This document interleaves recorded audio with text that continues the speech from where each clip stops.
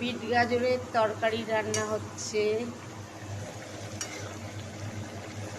এই যে সর্ষের তেলে 5 ফোড়ন দিয়ে আলু, বিট, গাজর, কড়াইশুঁটি দিয়ে ভেজে নিয়েছি। নুন দিয়েছি, হলুদ দিয়েছি, আদা বাটা দিয়েছি, কাঁচা লঙ্কা দিয়েছি, দিয়ে ভালো করে কষে জল ঢেলে দেওয়া হয়েছে বিট গাজরের তরকারিতে।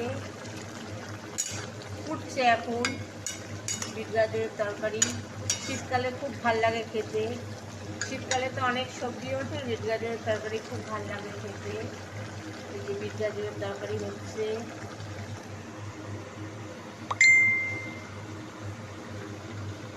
আজকে বিট গাজরের তরকারি